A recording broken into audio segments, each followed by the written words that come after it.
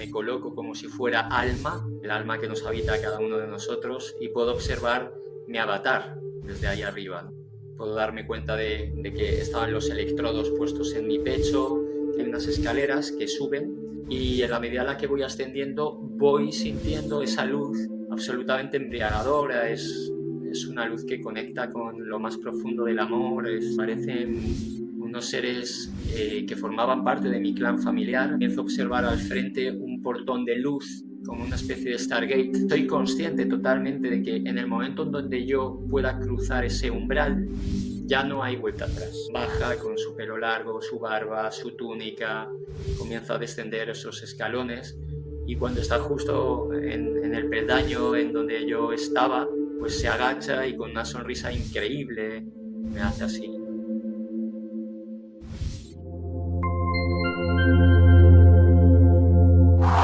Hola, soy Esteban Vigorú y les doy la bienvenida a un nuevo episodio de Fuera de la Matrix aquí en su canal Lo Invisible. Hoy tengo el gusto de presentarles a Julio Boyat. Él es psicólogo clínico español y a muy temprana edad vivió una experiencia cercana a la muerte que determinó su vida para siempre. Espero disfruten esta entrevista. Con ustedes, Julio Boyat. Hola Julio, bienvenido. Gracias por estar aquí con nosotros, aceptar la invitación. Siéntete cómodo, esta es tu casa, Julio. Gracias por la invitación. Julio, ¿cómo era tu vida previo a tu SM? Para, en el fondo, situarnos un poquito en contexto. ¿Qué estaba pasando en tu vida? Bueno, yo era un niño normal. Tened en cuenta que la experiencia cercana a la muerte que vivo es con la edad de 8 años, por lo tanto yo no tenía mucho recorrido vital transitado, y yo era un niño pues absolutamente como cualquier otro, que iba al colegio, que estudiaba, que se relacionaba con sus amigos, que le gustaba el fútbol y otras tantas cuestiones. Y bueno, si hubo algo que tuviera que funcionar un poquito como el contexto del caldo de cultivo que luego más adelante se fraguó, fue el hecho de que yo ya a muy corta edad, con tan solo 9 meses de edad, fui diagnosticado o fui intoxicado previamente con vitamina D. La vitamina D es una vitamina liposoluble. Para los que no lo sepan, es una vitamina que en la medida en la que uno lo acumula, pues se va quedando enquistada en órganos blandos. Puede ser el hígado, pueden ser los riñones, pueden ser otro tipo de segmentos dentro del organismo, pero en mi caso produjo una hipercalcemia a nivel renal, es decir, esa vitamina D comienza a tener un impacto en mi cuerpo y mis riñones se resienten. Y entonces con tan solo 9 meses yo comienzo a tener una serie de sintomatología que más adelante fue diagnosticada como una insuficiencia renal aguda. En aquel momento la palabra crónica todavía no estaba determinada, pero sí que estuve yendo y viniendo del hospital pues con pruebas bastante potentes a los ojos de un niño. El caso es que, bueno, como decía en un principio, hice vida normal, acudía asiduamente al colegio y ahí me relacionaba con todos mis amigos, y por lo tanto esa insuficiencia renal era algo anecdótica porque yo no la vivía de una manera pues muy potente. La insuficiencia renal en sus primeras fases suele ser bastante silenciosa, bastante aguda y no tiene grandes síntomas. Entonces este era el contexto en el que me movía antes de esa ECM. Y Julio, ¿cómo se gatilla esta SM? ¿Dónde comienza la historia? Bueno, a ver, todo esto comienza, como digo, en un movimiento constante de idas y venidas al hospital para tener controlada esta insuficiencia renal, hasta que cuando tengo la edad de 7 años aparece en mi vida otro episodio de salud que no estaba previsto, pero el caso es que era un estafilococo, una bacteria que invade todo mi organismo a todos los niveles, a nivel multiorgánico, y comienza a producir una serie de impactos en donde comienzo a tener también una sintomatología pues muy fuerte. Fiebre elevada, sarpullido en la piel, por supuesto que la elevación de las cifras de la patología renal que ya me acompañaba, a nivel hepatológico también, a nivel cardíaco, a nivel cerebral, es decir, esto cursaba como una enfermedad en donde se producía una especie de sepsis, donde todo el organismo era bueno, pues asediado por esta bacteria, ¿no? Por este estafilococo. Y claro, tanto es así que ya permanezco en el Hospital de la Paz, concretamente aquí en Madrid, durante 9 meses. Concretamente, este hospital se convierte en mi casa y es entonces cuando, bueno, se va gestando lo que fue posteriormente una ECM. Eh, Recurría a momentos en donde yo estaba en la habitación con mis padres, de repente me bajaban a la unidad de cuidados intensivos porque comenzaba un periodo crítico y así iba y venía, hasta que con 8 años ya, pues tengo un episodio tan potente, el nivel de fuerza de la bacteria que me asediaba era tan increíblemente fuerte que me lleva a un estado de coma. Y tú estando en esta situación con este estafilococo, de pronto se empieza a gatillar esta experiencia cercana a la muerte. ¿Cómo comienza? ¿Cómo parte esta experiencia? Sí, sí, bueno, como decía, llega un momento en este tránsito en donde estoy ingresado pues durante muchos meses, concretamente 9 meses también, estoy ingresado en el Hospital de la Paz y bueno, intentan hacerme muchísimas pruebas para poder discernir cuál era la enfermedad que tenía, lo llamaban síndrome de Leyer, síndrome de shock tóxico, en fin, no sabían muy bien qué diagnóstico ponerle, pero el impacto de esta bacteria era tan importante que, como te decía, pues llega un momento en donde en la unidad de cuidados intensivos, en la UCI pediátrica del Hospital de la Paz, pues entró en coma. Y ahí es donde comienzo a vivir, bueno, pues lo que fue el punto de inflexión de mi vida hasta ese momento, que era, bueno, pues ni más ni menos del hecho de darme cuenta de que somos mucho más de lo que creíamos ser. Es decir, en ese desdoblamiento yo me coloco como si fuera alma, el alma que nos habita a cada uno de nosotros, y puedo observar mi avatar desde ahí arriba, ¿no? Puedo darme cuenta de que estaban los electrodos puestos en mi pecho, que esos electrodos estaban unidos a una maquinaria, puedo darme cuenta de que tenía unas cuantas agujas clavadas, ¿no? Concretamente en los brazos, en las piernas. Recuerdo, siempre lo digo, una muy importante aquí, justo en la frente. Yo ya me había quedado prácticamente sin ningún tipo de vía para poder ser nutrido con el suero y los medicamentos, los tantísimos medicamentos que me daban. Y observo la escena totalmente ajeno, como si eso fuera el vestido de Dios, algo así, ¿no? Como si fuera un ropaje que no me pertenecía realmente. Y entonces pues puedo observar todo ese encuadre e inmediatamente comienzo a acercarme a otro lugar. Ese lugar era el tren donde llegaba todo el mundo para entrar en el hospital, pero yo me puedo observar en el pasillo de ese metro caminando a dos niveles, uno como si fuera yo mismo, ese mismo avatar observando todo lo que ahí ocurría, con mi pijamita del hospital, descalzo, y después también me daba cuenta de que era el observador observando al avatar, es decir, era mucho más que aquello, como decía antes, que creía ser, observándome. Y esas imágenes se iban intercalando. Por momentos yo era ese avatar que en ese punto ya no era físico, era un avatar etérico, energético, y por el otro lado estaba esa conciencia observando al observador. Vale, yo creo que es la mejor manera que tengo para describirlo. Entonces es que me veo ahí, en esas alternativas, pero bueno, sigo caminando y a mano derecha comienzo a tomar conciencia de que hay unas escaleras que suben. Esas escaleras no existían en aquel momento, no existen hoy en día tampoco, pero yo me siento con la necesidad de ascender por cada peldaño de esto, ¿no? Así es que así lo hago, comienzo a subir cada uno de estos peldaños y en la medida en la que voy ascendiendo voy sintiendo esa luz a la que tantísimas personas ya pues nos vamos refiriendo, ¿no? Una luz que es, bueno, absolutamente embriagadora, es una luz que conecta con lo más profundo del amor, es una sensación de inefabilidad, ¿no? Este es el adjetivo que utilizamos para describir aquello que no puede ser descrito por el verbo, ¿no? Por la carne, por la lengua humana, ¿no?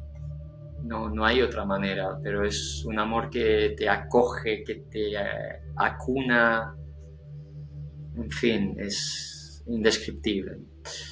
Y en la medida en la que voy sintiendo todo esto, a mano izquierda aparecen, bueno, pues unos seres que formaban parte de mi clan familiar, de mi sistema familiar. Yo sé que era así. Sin embargo, no podía verlos encarnados, es decir, yo no sabía si era mi abuela o mi abuelo, es decir, yo lo sabía por impronta energética, no lo sabía por una cuestión de discernimiento físico, no venían vestidos de esa forma. Y están ahí simplemente para apoyarme en el tránsito, ¿no? De alguna forma me daban la bienvenida.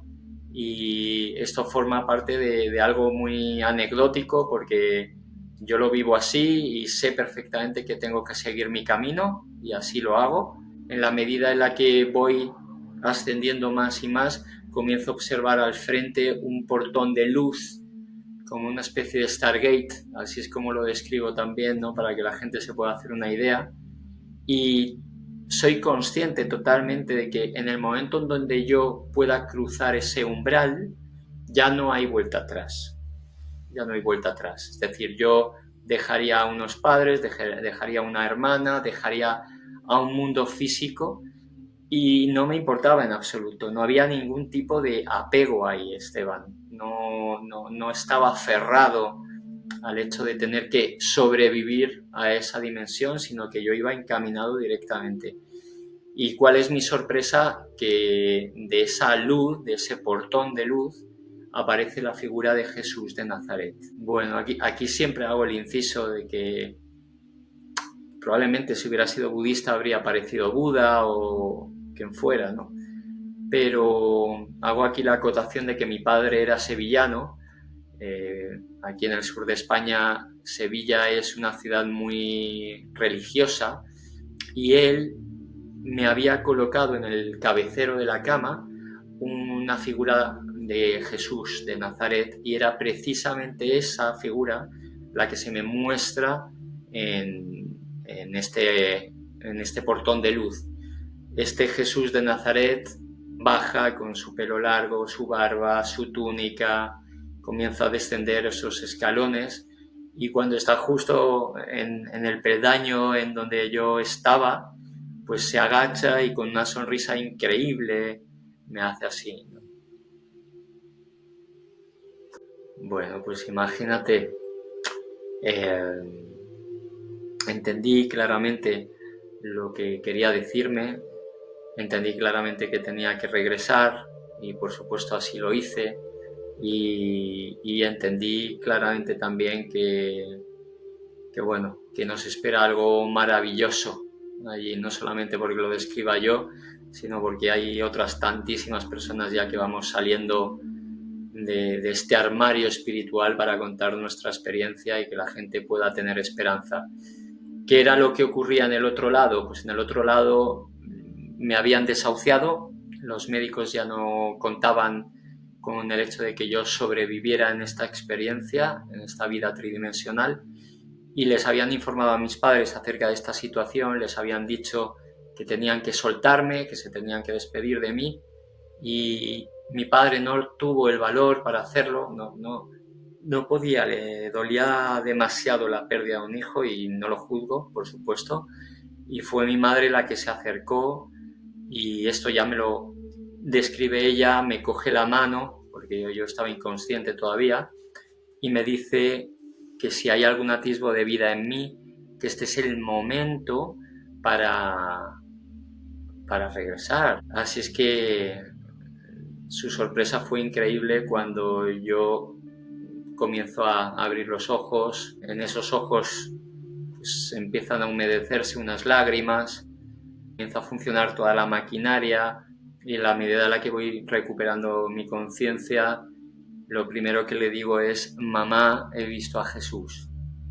Y ella, asustada, Claro. me pregunta si era a Jesús López Herce, ¿no? Un médico que me había llevado en aquella época. Y yo le digo, como podía, como buenamente podía, que no era ese, mientras señalaba la postal de Jesús de Nazaret que había estado en la cabecera de mi cama.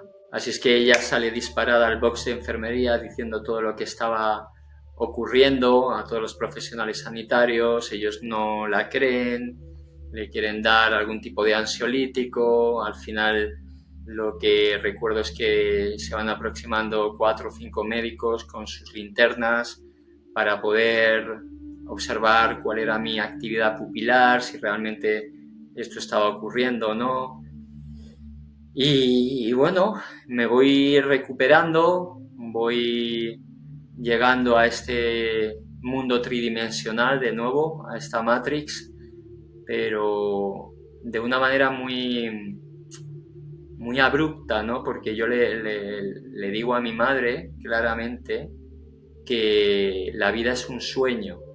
Le digo: mamá, esto no es verdad, esto no es verdad, esto es un sueño, yo estoy en un sueño, tú estás en un sueño, esto no es cierto. Y ella, por supuesto que también con miedo, me coge mi mano para que abrazara su brazo y mientras me decía: ¿lo ves, Julio? Soy de carne y hueso, claro que es real, claro que es real. Pero ella en aquel momento no me podía comprender. Así es que fui descartando estas sensaciones. Me llevó a psiquiatría porque yo comencé a tocar con niveles de angustia, de ansiedad muy potentes, porque no me sentía de este mundo y a la vez tenía que jugar en este mundo y no era fácil. Entonces, menos mal que no me diagnosticaron una esquizofrenia, sino que únicamente entendieron que había un proceso de ansiedad importante y me recetaron una benzodiazepina y estuve con ella un tiempo. Y bueno, lo cierto es que me ayudó para ir calmando este viaje de vuelta y más o menos ahí te voy señalando todo, ¿no? Increíble, increíble la experiencia. Julio, cuando tú estabas saliendo de tu cuerpo, digamos, desacoplándote, ¿no? ¿Esto fue un proceso gradual o fue algo como inmediato? ¿Cómo viviste esa Mm, etapa? Pues mira, para mí fue algo inmediato. O sea, no fue un proceso en donde yo sintiera, como en algunos casos refieren, como una especie de zumbido o algún tipo de síntoma físico que es preliminar para que todo esto se dé, sino que yo lo vivo como algo muy natural, muy natural. Hay un desprendimiento fácil, probablemente condicionado por el hecho de que tan solo tenía 8 años, mi ego no estaba estructurado, ni mucho menos, y por lo tanto había muchísima más naturalidad a la hora de encaminarnos por ahí, ¿no? De vivir este proceso. Uh-huh. Y tú como niño de 8 años, cuando empezaste a vivir este proceso, ¿tú entendías que estabas como dejando este mundo? ¿Entendías eso o lo estabas viviendo como muy en el momento presente sin hacer mayor análisis de la experiencia? Sí, yo como te comentaba, cuando observo ese portón de luz, a mí me cae directamente la certeza de que iba a dejar este mundo, de que iba a dejar a mis padres, de que iba a dejar a mi hermana, de que iba a dejar a una familia, de que iba a dejar el cuerpo físico, de que iba a otro plano, ¿no? Pero no lo viví con ningún tipo de contradicción. En ese momento era muy natural todo, de verdad, no había nada sorpresivo. Es más, te diría que es como si estuvieras recordando algo que ya había vivido en muchas ocasiones. O sea, en el fondo te resultaba la experiencia familiar, no era tan Sí, sorprendente para ti. sí, era familiar. Era familiar, era un recordar, era un, ocurría esto, es cierto, ¿no? Pero Claro. sin ningún tipo de sorpresa, era como una especie de se me había olvidado, pero es verdad, era así. Y esto Claro. me llenó también de muchísima tranquilidad, sumada, si cabe aún, a esa luz que, bueno, que todos describimos, una luz que es amor en estado puro. Lo que me llama la atención es que la mayor parte de la gente que ha experimentado SM siempre en su relato dicen que no tienen apegos ni con las cosas materiales, ni con su cuerpo, ni siquiera con sus seres queridos. Y a veces a la gente le cuesta entender eso porque eso no implica que no se siga queriendo o amando a las personas, sencillamente es una forma de entender las cosas desde otra mirada, ¿no? Como sin ningún tipo de apego. Eso me llama la atención. Sí, bueno, yo creo que cuando uno hace este movimiento de trascendencia, podemos llamarlo así, el ego se queda mucho más diluido, ¿vale? Cuando fallecemos, cuando partimos, lo primero que cesa es la actividad del cuerpo físico, pero sin embargo el cuerpo etérico sigue llevando la impronta del ego. No es que te quedes sin ego en el momento en donde partes hacia la otra dimensión, sino que hay un punto de dilución progresiva. Pero es verdad que el ego se va diluyendo y en esa dilución el apego cada vez es menor, porque no hay nada que más apego produzca que el propio mamífero en sí mismo, que se apega directamente a una realidad que es tridimensional y que cree que es la única realidad.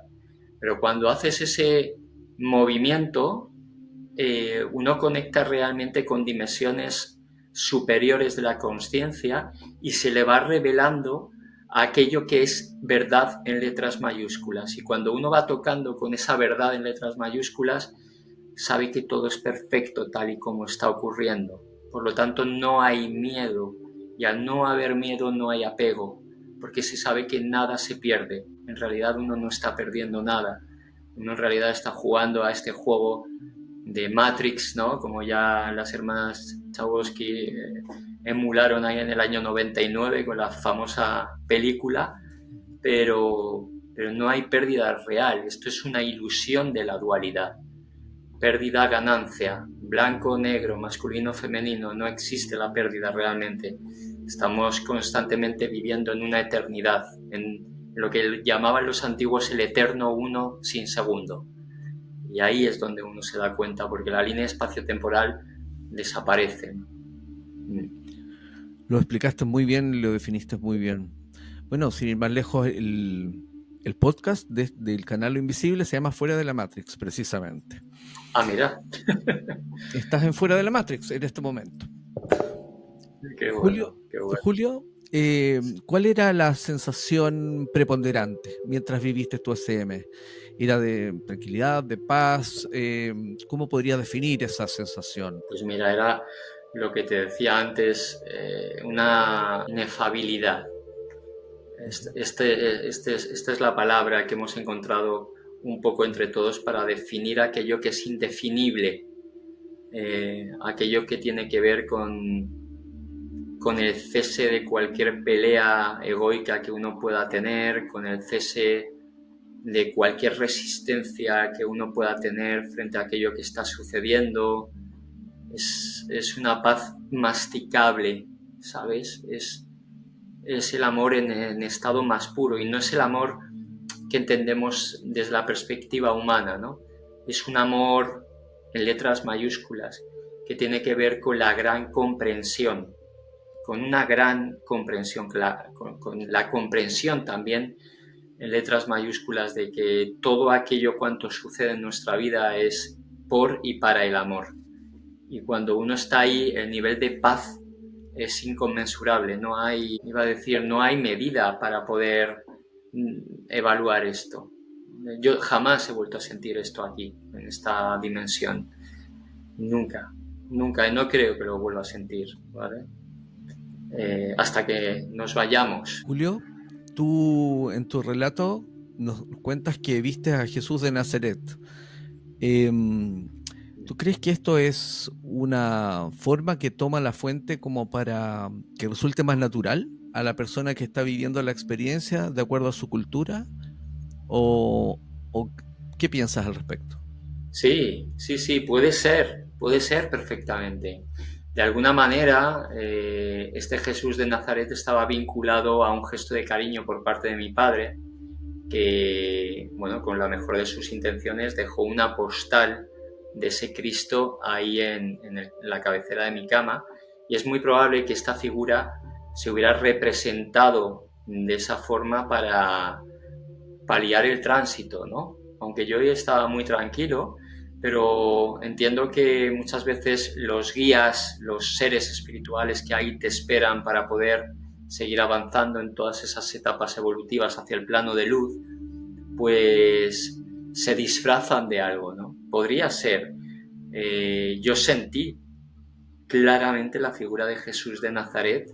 Como decía anteriormente, si hubiera sido budista quizá hubiera parecido Buda, o si, no sé, hubiera tenido un perro que hubiera fallecido previamente, a lo mejor me habría parecido el mismo, ¿no? No lo sé, pero para mí mi experiencia fue clara, fue nítida en cuanto al hecho de que fue Jesús de Nazaret quien se acercó, ¿no? Algo importante también para decir es que yo no tenía sesgo de ningún tipo. Es decir, a mí mis padres ni la cultura me había dicho que cuando alguien parte se encuentra con un túnel donde aparece la luz, donde comienzan también a sucederse diferentes seres familiares que ya partieron, o que pueda aparecer Jesús. Nadie me había hablado de todo esto, ¿no? Con lo cual aquello que viví, pues siento que tiene una pureza importante en cuanto al hecho de que nadie me informó acerca de ello. Y también es cierto lo que tú comentabas, que puede haber un sistema de creencias que se puede solapar para que todo ese movimiento sea lo más amable posible.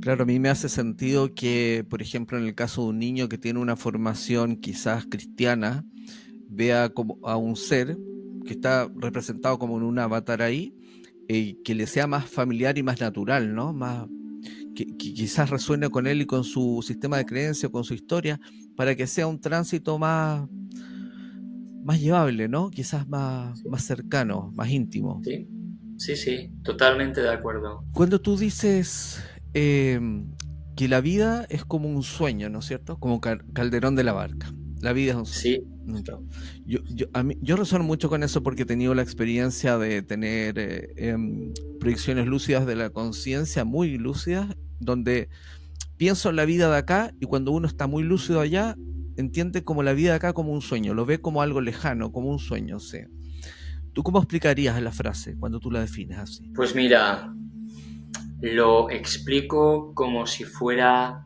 el sueño del alma.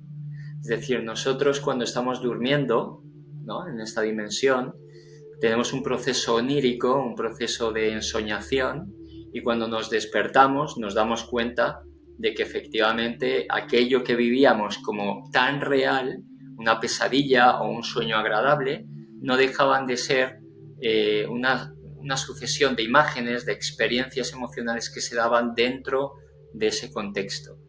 Pues yo siento, por explicarlo de alguna manera y que la gente lo pueda entender, que cuando dejamos este cuerpo físico, cuando morimos, y lo pongo un poco entre comillas también, eh, existe un proceso similar, es el despertar de ese sueño en donde el alma ha estado jugando la experiencia de un avatar con todas sus emociones, todos sus pensamientos, sus creencias, con un contexto que él mismo creó para poder seguir evolucionando hacia nuevos estados evolutivos.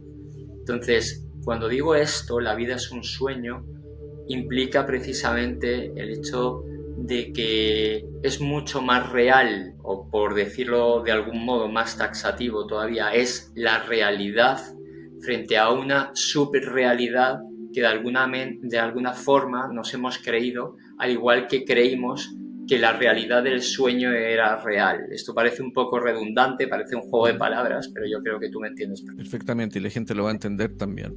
Cuando despertamos de un sueño y nos pareció tan real y despertamos y nos dimos cuenta, es un sueño. Y a veces pasa que uno despierta de un sueño dentro de un sueño. Y esas son Así cosas es, Sí, sí, claro, ha así pasado. es. No sé si te ha pasado a ti, pero a mí me ha pasado. Sí, sí, sí, sí, sí, Como un sí, falso sí, sí, sí, despertar. Mm. sí, totalmente, totalmente. Por lo tanto, bueno, para mí era importante, ¿no? Y aludiendo a Calderón de la Barca, él hablaba precisamente de esto, ¿no? De que la vida era un sueño vestido de una realidad subjetiva en base a unos condicionamientos egoicos, unos filtros que se nos dieron en la medida en la que descendimos a este plano denso.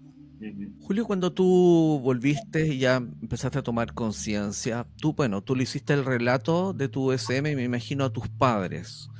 Pero ese relato, ¿lo compartiste con más gente o lo guardaste como una experiencia íntima para ti? Mira, se lo conté a mi madre, como te Ujú. decía, pero mi madre enseguida, o sea, y siendo ella religiosa además, que esto es lo curioso, ella no podía entrar ahí. Ella enseguida intentó racionalizarlo y yo sé que lo hizo con la mejor de sus intenciones para que yo no entrara en un proceso de angustia, pero precisamente por no legitimarlo, yo entré en ese proceso de angustia, en esa bajada a tierra. Ella empezó a racionalizarlo diciendo que probablemente lo hubiera soñado, ¿no? Que probablemente había sido, que antes había visto una película en donde aparecía un angelito y bueno, pues ella intentaba dar sentido desde la lógica a aquello que yo estaba viviendo. Y entonces decidí callar, porque si mi propia madre no podía recoger esta información, ¿quién lo iba a hacer? Así es que sí es verdad que alguna persona lo conoció, porque se lo conté en petit comité, de una forma muy íntima, pero quedó ahí como una anécdota, como un ala, qué bien, ¿no? Pero yo me callé durante 30 años, Esteban, callado, hasta que una vez en el Hospital de la Paz, precisamente, se celebraban los 1000 trasplantes, porque no lo he contado, pero después de todo esto hubo una serie de repercusiones, ¿no?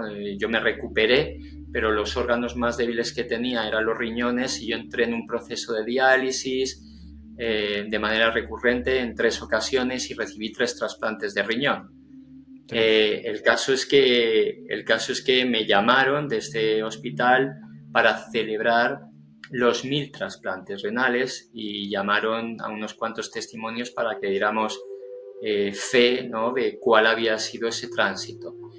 Y cuando yo relato mi experiencia clínica, ¿no? En cuanto al trasplante únicamente y el proceso de enfermedad, simplemente digo que en la unidad de cuidados intensivos, en la UCI, aprendí muchas cosas, ¿no? Y en el turno de preguntas, una de las enfermeras del final del todo, estamos hablando de un aforo de 500, 600 personas en el aula magna de La Paz, del Hospital de La Paz, me preguntó qué es aquello que un niño tan pequeño puede aprender dentro de un hospital y menos todavía dentro de una UCI, más allá de lo que implica el nivel de sufrimiento que ahí se puede tener. Y me vi en la tesitura de contar mi experiencia cercana a la muerte, pero el aforo, como digo, de aquella aula estaba compuesta por niños con muchísimas enfermedades, los padres de los niños, profesionales sanitarios que muchos de ellos me acompañaron en aquel momento también, y me vi en la tesitura de si contarlo o no, hasta que de repente, yo siempre lo digo, en el momento en donde yo estuve evaluando si lo contaba o no, yo ya fui tomado por la vida y yo ya estaba hablando acerca de esa experiencia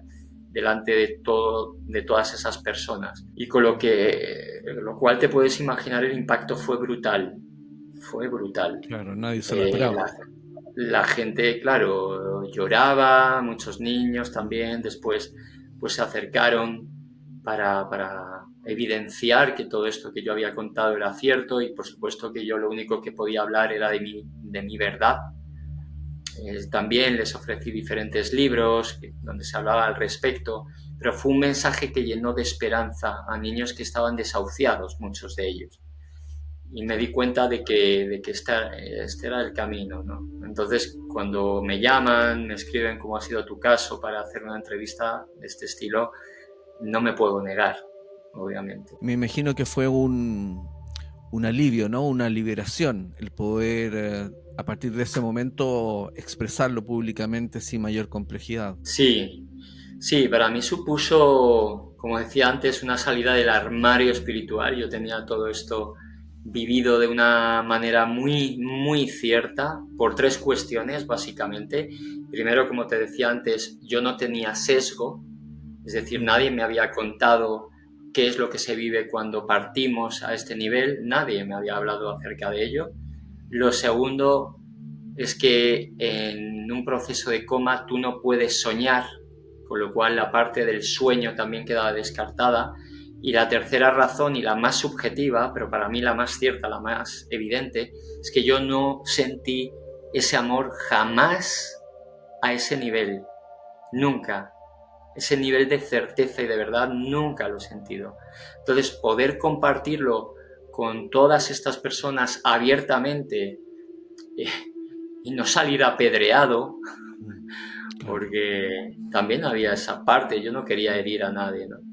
Pues, pues fue una descarga, ¿no? Fue quitarme una mochila importante que llevaba ahí durante muchos años, claro que sí. Sin duda. Mira, para muchas personas el volver de su SM y relatarla y encontrarse de repente con la duda, con la incredulidad de sus cercanos, de su círculo, es fuerte y por eso muchas veces lo callan. Pero ¿qué pasa con un niño? Yo creo que puede ser aún más complejo de repente, porque quizás el niño lo van a cuestionar más, porque van a creer que lo imaginó o que lo está inventando.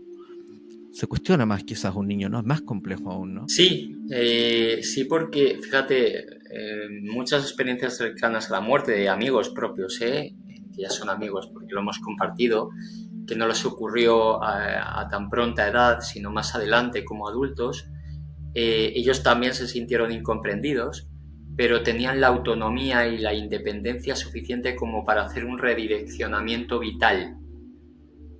Y desde ese lugar, pues han cambiado sus vidas. Muchos de ellos han cambiado de trabajo o incluso dejaron a su pareja o, en fin, han tenido un nivel de redireccionamiento vital muy grande. Pero en mi caso, con 8 años, yo seguía preso de un sistema familiar que seguía creyendo lo que creía, que era en una religión cristiana, era en este cristianismo, pero sin dar cabida a la experiencia que su propio hijo había vivido, ¿no? Hoy en día, mi padre ya partió, lo reconoce abiertamente, no pudo hacerlo de otra forma, se asustó, fue una Claro. cuestión de miedo. Y ahora mismo, vamos, se acuerda perfectamente de todo lo sucedido y lo recoge con muchísimo amor, porque fue tal cual, pero en ese punto ella entendía que tenía que bajar a tierra, que tenía que mantenerme firme, porque luego, después de esta ECM, yo tuve varios procesos hospitalarios muy potentes, muy contundentes, y no podía andar volado, ¿no? Ella siempre, Claro. en fin, entonces esto es lo que te puedo contar. A partir de ese momento, bueno, yo hago una especie también de redireccionamiento, me empiezo a interesar muchísimo por todos los temas que tenían que ver con el ser humano. Comienzo a dejar de leer cómics que leía antaño y comienzo a incorporar pues la figura de Jesús de Nazaret leyéndolo, la figura de Krishnamurti, la astrología que me encantaba también, es decir, todo lo que tuviera que ver con poder seguir comprendiendo todo esto. Tanto es así que al final me formé como psicólogo y bueno, y ahí ando ejerciendo desde hace muchos años ya. De hecho, ese era uno de los temas que te voy a preguntar. Después de, bueno, después de tu SM y a través de los años, ¿has vuelto a tener algún tipo de experiencia que podríamos definir espiritual de alguna forma?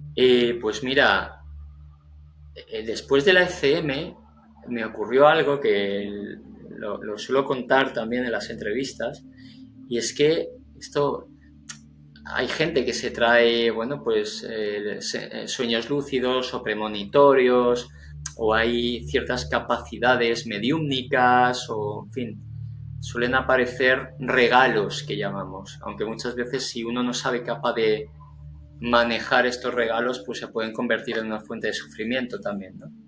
En mi caso, yo viví algo muy curioso y es que adivinaba los horóscopos de las personas.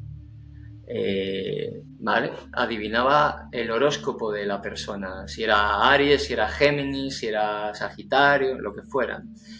Y esto llamaba mucho la atención, de esto siempre se acuerda mi madre porque acudieron muchísimos médicos, enfermeras, enfermeros a mi habitación precisamente para observar esto, ¿no? Y la gente siempre me decía que tenía que haber algún tipo de truco.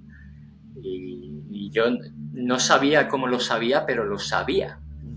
Así es que al final me inventé que lo sabía por la forma de las cejas. Fíjate, este fue... Ya.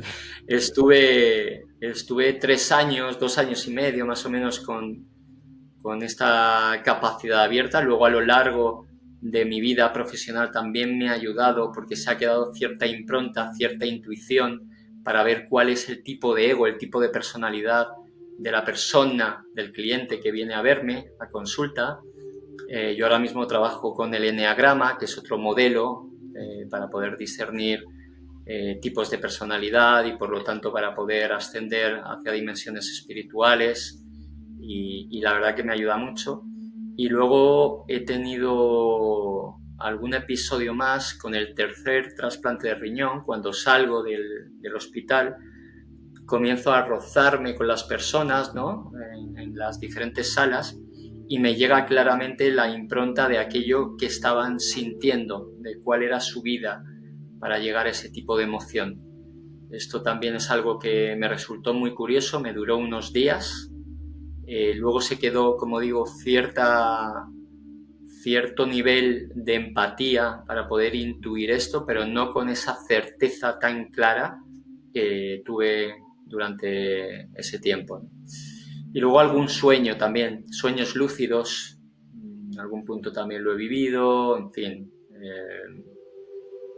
Sí, en procesos de meditación también ha habido acercamientos, ¿no? a esto, a lo que llamamos Dios. Me he dado cuenta que lo mínimo que le ocurre a las personas que han vivido una SM intensa es que se potencia su intuición. Es como, de ahí parte, lo básico.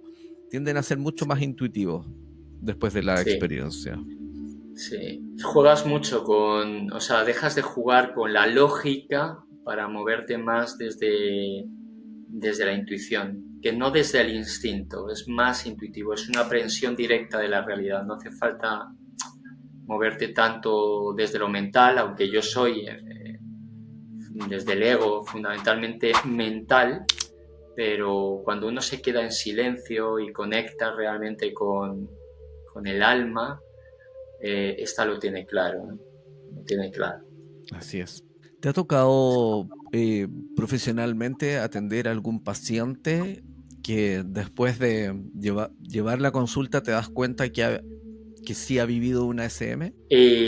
Pues mira, no me ha tocado, no lo recuerdo, son más de 20 años ya de ejercicio, pero ahora mismo no recuerdo que me haya venido nadie hablando de una ECM. Sí que he conocido gente en diferentes congresos y demás, esto sí. Sí me han contado cosas curiosas, pero una ECM en sí misma, no. ¿Crees que sería importante quizás hacerlo más oficial o quizás un plan de sistema de salud de los países, el acompañar y sobre todo acompañar a personas que han vivido y experimentado SM? Sería fundamental para mí. De hecho, te cuento, esto es algo muy curioso también que me ocurrió, y es que hace 2 años aproximadamente, 3, en un proceso de meditación, me vino la certeza de que tenía que contactar con uno de los médicos que me llevó entonces, hace unos cuantos años, ¿no? Con este hombre al que he referido, ¿no? Jesús López Cerce, que mi madre lo había confundido con Jesús de Nazaret. Y en un proceso meditativo me llegó la certeza de que tenía que contactar con él. Y fue muy bonito porque rápidamente así lo hice, tuvimos un encuentro y le estuve comentando lo que viví con 8 años y él se llevaba las manos a la cabeza porque nos explicaba por qué no lo había contado antes, ¿no? Entonces, bueno, pues le dije que ni mi madre me creía como para poder encima contarlo a médicos o enfermería, vete tú a saber, ¿no? El caso es que yo le pregunté si él había tenido algún tipo de caso a este nivel y me dijo que no, pero que de alguna manera intuía que la gente callaba, Así es que empezamos a hablar y hablamos precisamente de la necesidad de incorporar esto en el ámbito hospitalario. Y tanto es así que él actualmente es el jefe de la unidad de cuidados intensivos de un hospital importante también aquí en Madrid y hemos abierto un proceso de investigación en niños entre 5 a 17 años para evidenciar que todo esto está ocurriendo y poder dar formación al resto de profesionales sanitarios para que puedan tener en cuenta esta variable y aprender a acompañar a aquel que llega de semejante viaje. Así es que aquí se está haciendo, hay varios profesionales también que estamos transitando el mismo camino y yo creo que es algo que se va a instalar tarde o temprano, por lo menos aquí en Europa se está haciendo, en Estados Unidos también tenemos un proyecto liderado por Sam Parnia, el proyecto AWARE, aquí en España también se hacen muchos congresos ya, entre ellos uno que se llama Estuve Allí. Hay diferentes instituciones que estamos pues dando mucho auge a este nivel para que las personas podamos vivir la vida de una forma mucho más real, sí, y poder erradicar el miedo. Yo creo que el sistema sanitario se nutre mucho de esto y creo que es importante que vaya diluyéndose para vivir una vida mucho más plena. Claro que sí, yo creo que es clave porque normalmente los procesos como te tocó a ti, ¿no? Los procesos de reinserción en este mundo, en esta vida, después de pasar esta experiencia tan transformadora, suelen ser complejos, suelen ser súper complejos para las personas que lo viven. Entonces, tiene lógica que los sistemas de salud de los países de alguna forma implementen algún tipo de recursos que apoyen y ayuden, ¿no es cierto?, a poder sobrellevar esta experiencia de la mejor forma posible. Sí, es importante y bueno, por lo menos aquí en Madrid estamos trabajando en ello y esperemos que se pueda ir institucionalizando incluso, que forme parte de un protocolo de acción para que las personas pues lo puedan tener en cuenta y puedan ser contenedoras de toda la vivencia tan increíble, ¿no? Hay muchas personas que vuelven de una experiencia cercana a la muerte con un descoloque tremendo, ¿no? Y tienen que volver a ubicarse en un avatar, tienen que comenzar a aprender a vivir de nuevo. La información que se trae de allí, de esa dimensión, es impresionante y cambia vidas. Tanto es así que, bueno, ya te comentaba que muchos de ellos han dejado parejas, han dejado trabajos, han creado su propio estilo de vida al margen de lo que entendían que la vida tenía que ser. En mi caso, por tener 8 años y menos recorrido vital, pues tampoco fue algo así, tan disruptivo, pero sí que es verdad que se me despertó el afán pues de conectar con la sabiduría perenne de la humanidad y de poder transmitirlo a las personas que se acercan, ¿no? De hecho, hemos ido desarrollando diferentes formaciones para elevar el nivel de conciencia, para ir incorporando cada vez mayores niveles de paz interior y vivir una vida que merezca la alegría, no la pena vivirla. Julio, y bueno, tú me imagino que has tenido experiencias de compartir más que nada con varias personas que han tenido experiencias cercanas a la muerte, como nos relatabas. ¿Cuáles son los factores comunes que tú ves en las experiencias y en el relacionarse entre ustedes? Y lo otro, ¿por qué tú crees que hay algunas personas que las viven, otras que han pasado por comas o procesos de ese tipo, pero no lo recuerdan o no las viven?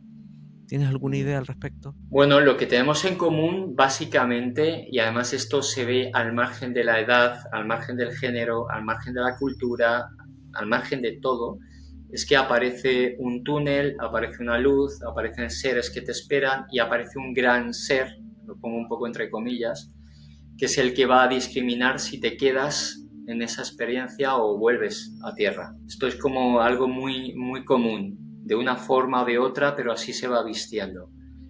Hay personas que efectivamente no viven esta experiencia cercana a la muerte y salen del coma como si hubiera sido un espacio de oscuridad, de silencio, donde estuvieron desconectados. Hay trabajos realizados a través de diferentes científicos en donde se puede observar que en estados de coma en niños el 70% de estos refieren la vivencia de una experiencia cercana a la muerte. Esto es muchísimo en parada cardiorrespiratoria. Y luego las estadísticas van variando en función de los autores. Pero lo que está claro es que las personas que viven una ECM, sobre todo cuando ya tienen una edad más adulta, la gran mayoría de ellos cambian todo aquello que tenía que haber sido cambiado antes.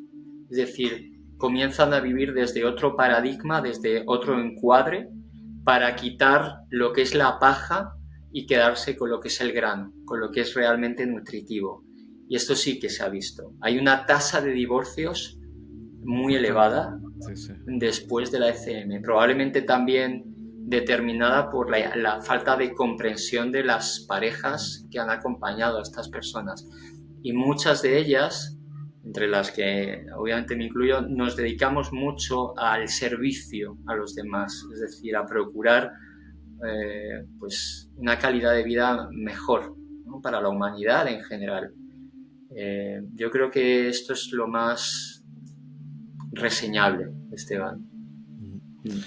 Debe ser interesante una conversación con personas que han pasado por estos procesos porque en el fondo están hablando el mismo lenguaje y quizás lo que tú le intentas explicar a alguien que no lo ha vivido con con lo inefable de la experiencia, te van a entender perfectamente porque es el mismo lenguaje, están hablando con lo mismo. Sí, sí. Aquí se van dando cada vez más, como te decía, diferentes congresos, reuniones, en donde todas las personas que hemos vivido situaciones similares nos hacemos eco de ellas para que puedan aportar esperanza a la humanidad, ¿no? Yo creo que esto es fundamental. Ahora mismo estamos perdidos muchos, la sociedad en sí misma, ¿no?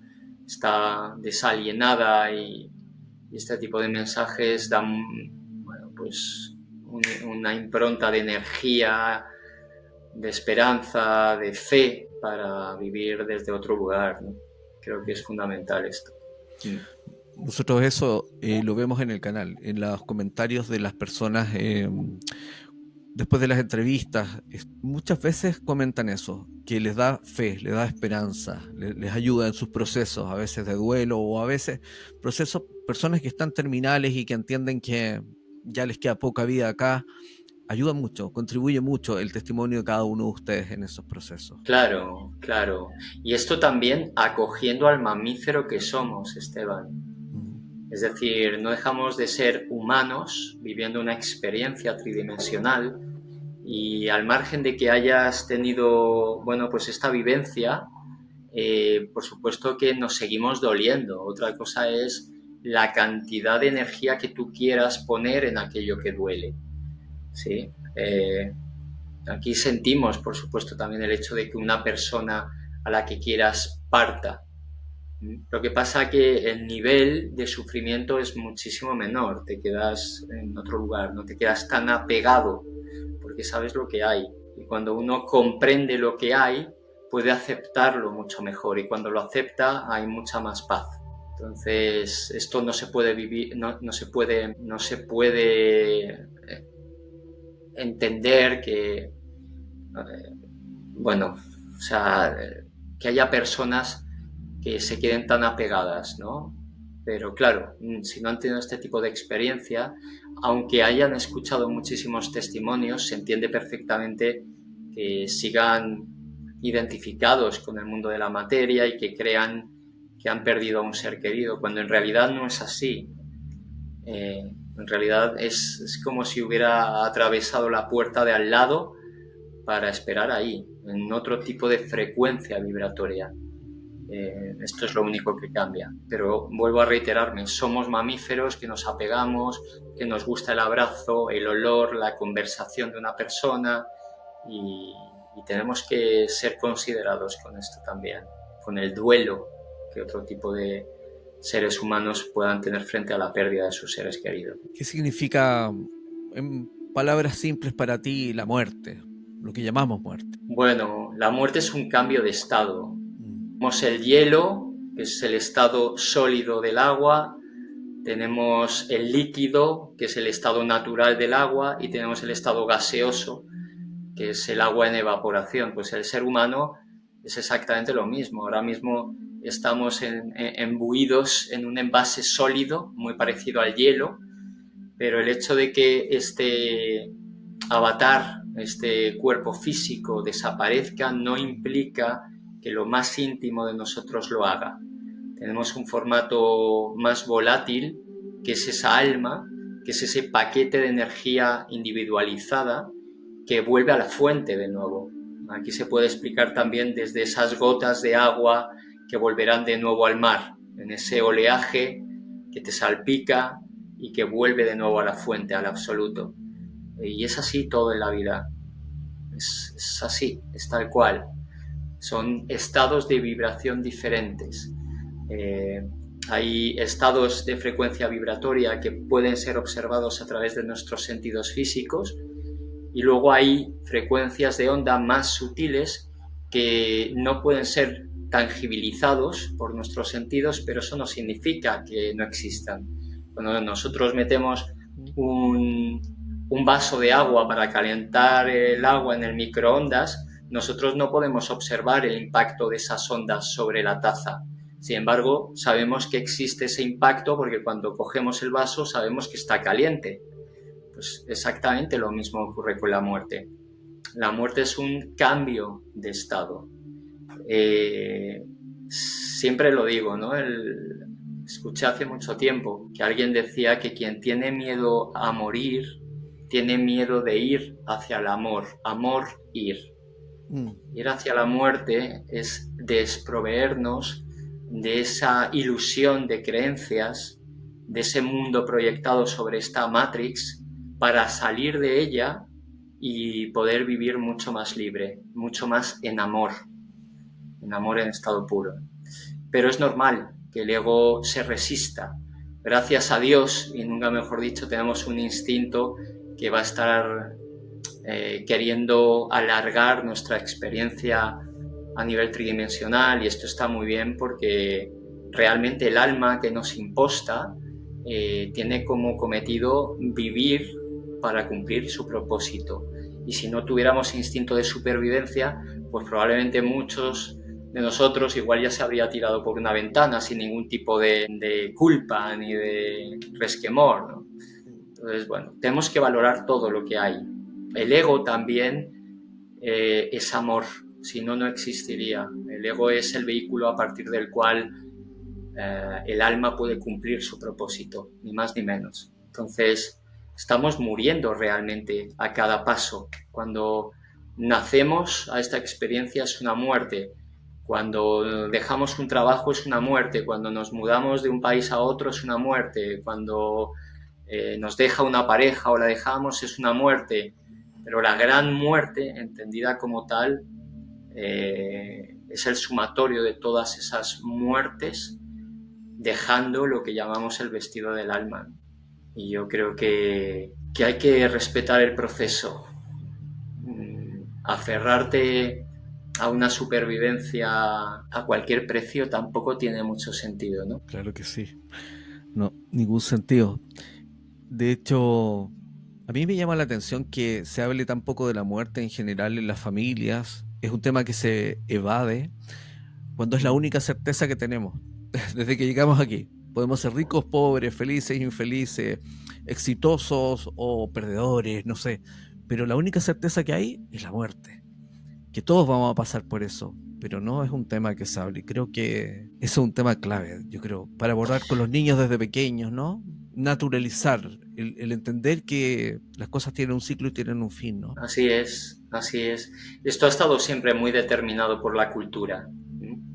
En Asia, en muchos países asiáticos, se alegran cuando la gente muere y se entristecen cuando la gente nace, ¿no? Esto es Sin duda. curioso verlo también, ¿no?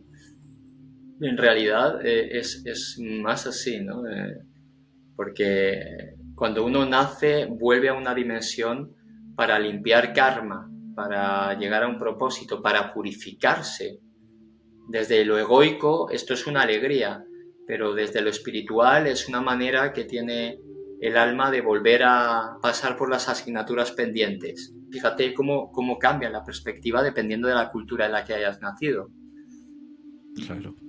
Para ir cerrando, te quería hacer una pregunta. Cuando partas de este mundo, ¿qué legado te gustaría haber dejado en quienes te conocieron o que puedan llegar a conocerte quizás después, a ti y tu experiencia cercana a la muerte? Bueno, yo creo que el legado de todas las personas que hemos vivido algo así se convierte en una misión y es el hecho de transmitir un mensaje de esperanza para que las personas puedan entender que son mucho más de lo que creían ser, que la muerte no es el final ni mucho menos de nada y que es un proceso cíclico sin fin en ese eterno uno sin segundo, que vamos evolucionando, que nuestra conciencia es como una especie de pendrive que se va a ir llenando de experiencias a partir de las cuales yo voy a tener la oportunidad de poder trascender mis propias limitaciones egoicas para convertirme cada vez más en amor. Este es el legado, ¿no? Y yo ahí también estoy el primero aprendiendo y por supuesto que seguimos aquí como humanos transitando esta experiencia con todo lo que conlleva. Pero si hay algo que me gustaría dejar a la gente que le interese, ¿no? Todo esto, es que somos almas viviendo una experiencia humana, ¿no? Por hacerlo corto. Y que al final el único camino es el amor. Esto es lo cierto. Y retomando a una frase que dijo Jesús de Nazaret, conoceréis la verdad y la verdad os hará libres, ¿no? Yo creo que esto es fundamental, integrarlo en nuestra vida, entrenarlo para convertirnos cada vez más en el mensaje.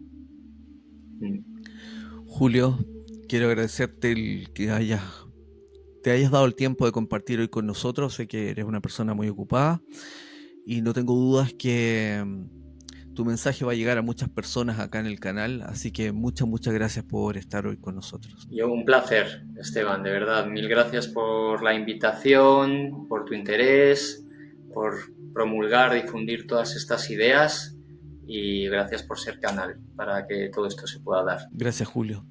Un abrazo grande de corazón. Igual. Y quiero agradecerles a todos ustedes el que nos hayan acompañado como siempre hasta ahora. Si les ha gustado la entrevista, compártanla, denle like, suscríbanse al canal y así podemos llegar con esos temas a muchísimas más personas. Nos vemos en el próximo episodio. Chao.